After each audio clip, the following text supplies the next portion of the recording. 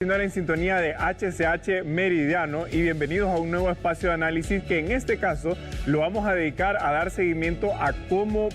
ha evolucionado el conflicto territorial que ha emergido entre Honduras y El Salvador, pero sobre todo también dar un contexto histórico, porque no es la primera vez que un conflicto de esta naturaleza ocurre y además en la zona en la que está ocurriendo precisamente en el Golfo de Fonseca, con lo cual toda esta explicación histórica va a servir un poco precisamente para entender los orígenes, pero sobre todo también explicar por qué no debería de escalar más allá de lo que ha informado las Fuerzas Armadas de Honduras. Lo primero es que precisamente fueron las Fuerzas Armadas de Honduras que el 26 de septiembre emitieron un comunicado donde alertaron de la intromisión de Fuerzas Armadas salvadoreñas, no solo en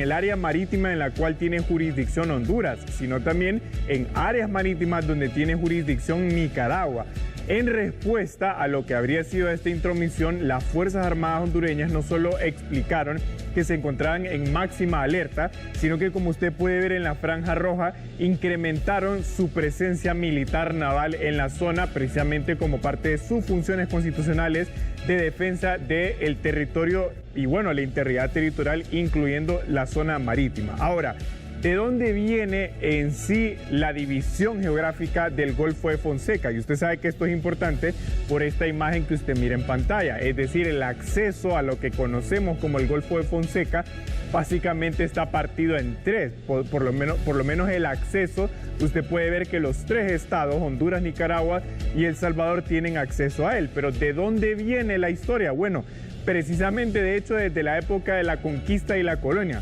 Usted puede ver que en épocas cuando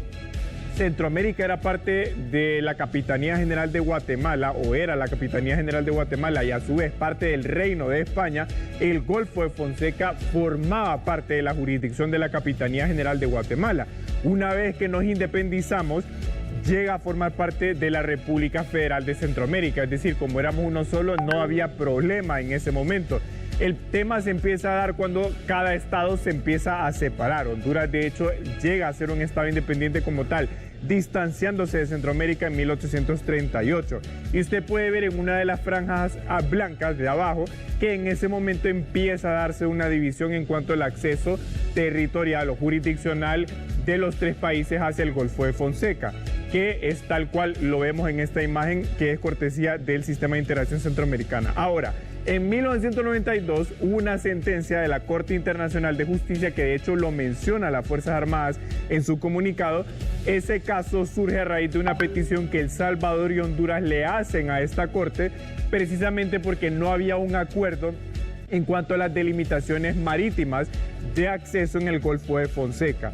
Básicamente, aquí la Corte Internacional de Justicia decidió dos cosas. Primero, se refirió también a algunas islas que rodean esa zona. Por ejemplo, ahí fue cuando la isla del Tigre es reconocida como parte de la jurisdicción hondureña y la isla de Meanguerita se reconoce como parte de Meanguera, que a su vez es jurisdicción salvadoreña. Ahora, con respecto al Golfo de Fonseca, básicamente la Corte reconoció que tanto Honduras, El Salvador y Nicaragua tenían una jurisdicción o tenían una soberanía o un control de 3 millas hacia la zona marítima, contando desde la costa de cada uno de esos tres estados. Pero decía que pasando esas 3 millas había una zona que es soberanía conjunta a esos países y que eran estos tres países que en acuerdo tenían que definir, cómo iban a coexistir ahí. Por eso es que surge el conflicto que anuncia las Fuerzas Armadas hace 3 o 4 días, porque más allá de que hay una zona en esta parte que usted ve aquí, donde le pertenece a cada uno de los tres estados 3 millas, aparentemente El Salvador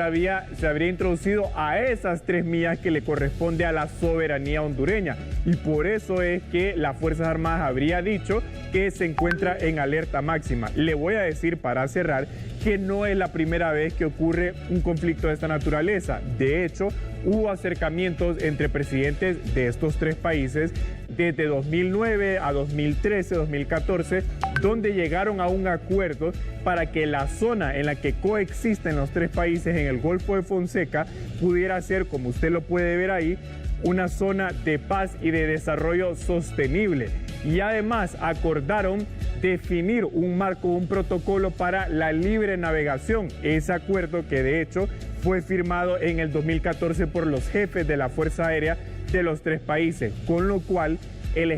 no tendría que haber un escalamiento del conflicto. Lo que anunció las Fuerzas Armadas evidentemente sirve para alertar, pero tendría que ser la Secretaría de Estado en el despacho de Relaciones Exteriores que pueda tratar de resolver el problema, porque de hecho hay una sentencia, como usted lo acaba de ver,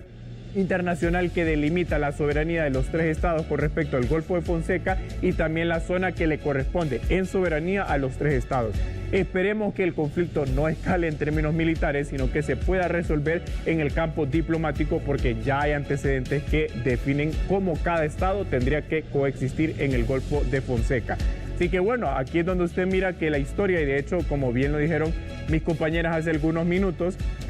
estamos cerrando el mes patrio y aquí es donde recordamos la evolución histórica del país, y el Golfo de Fonseca es parte de la historia de Honduras y Centroamérica, y es lo que tendría que marcar la pauta de cómo se define este impasse entre Honduras y El Salvador. Buenas tardes y usted sigue en sintonía de HCH Meridiano.